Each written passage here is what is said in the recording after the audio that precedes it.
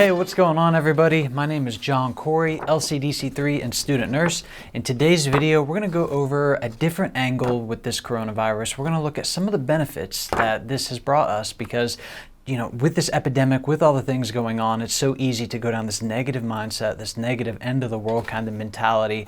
And we need to look at the other side because through this horrible event, we can really pull out and extract some golden opportunities.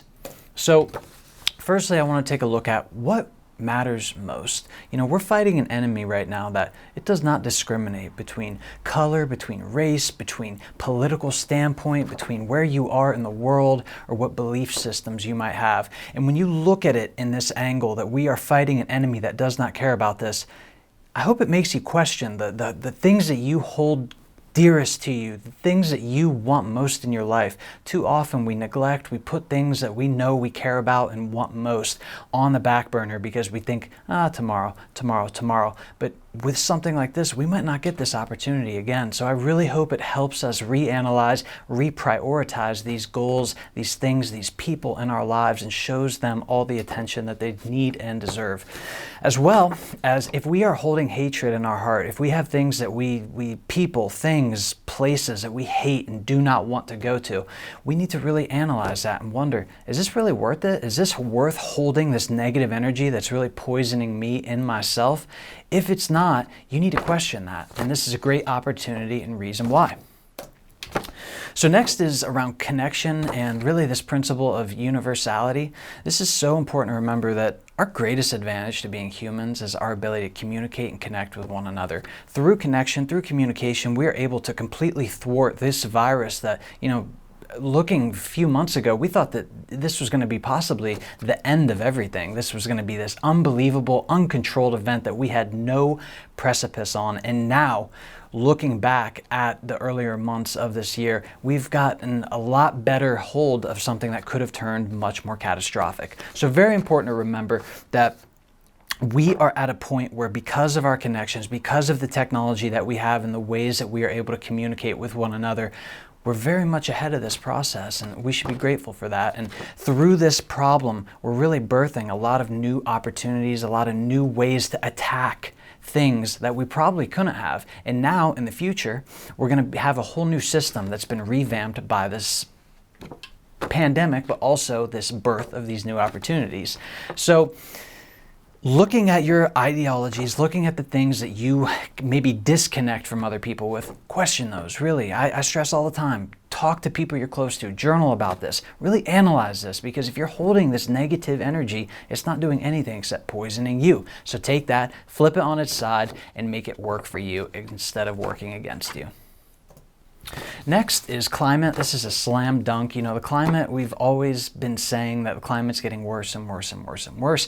But as this virus has shut the world down virtually, we can see that there's all kinds of populations that are thriving now. For example, bird populations, certain species of bears, certain species of plants and animals that are absolutely on the rise that just humans taking a break and chilling out has allowed them to really come to life. So very important to remember that as we slow down, as we're sacrificing this time out, that part of the world is really rebirthing and allowing to grow back to the place that it's going to be amazing to think that something that might have gone endangered and even extinct was able to really grow and live through this horrible time. So always remember that.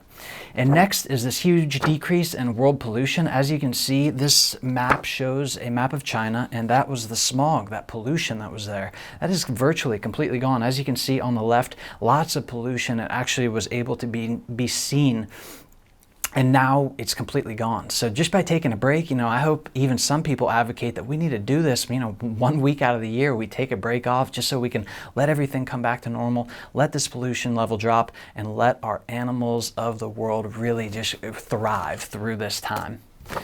Now guys, next point is medicine and healthcare. We're in a time where we get to see everything get revamped. Everything has been thrown into the wind because we have no idea that this was going to hit, and when it did hit, we were very underprepared. Nobody really knew how to deal with it, what the implications were of this virus, and now looking at healthcare, looking at nursing, looking at medicine, looking at all of the different fields of healthcare, we're able to target and realize how we can effectively deliver healthcare even in the time where an airborne virus keeps us from having a person-to-person and face-to-face interaction. So through using technology, through using the things that we're going to see a lot of things taking off in the future here, it's going to allow healthcare to really come in at a very unique angle and deliver services that we probably could have never delivered in the past. I want us to imagine for a second also that this virus was a 10 for 10 kill rate. Can you imagine that? Every single person who got this was dead. So something to be very grateful for is that this virus, although it has killed quite a few people, we are able to overcome it. A lot of people don't even show symptoms. So just a different frame to take and look at this virus, that you're not a victim, but you're someone who's survived it and someone who's learned that it could be much, much worse.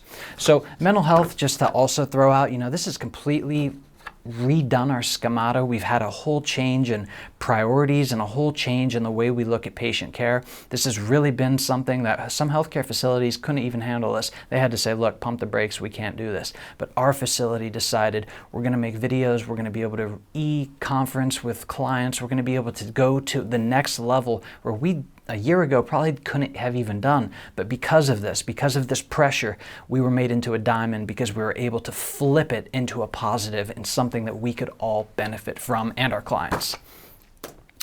So guys, my last slide, I don't want to downplay the seriousness of this event. I don't want to brush it off the shoulder like it was nothing. This is really sad. If you or someone you care about has been affected by this, my heart really goes out. I can't tell you how much and how sorry I am that this has hit you in your world like it has. But you got to remember that the true strength in humanity is not by suffering, not through becoming a victim, but through adapting and overcoming. And when you program that in your mind, everything that you do is conquerable and things that we can all take on together. So guys, thank you so much, and until next time.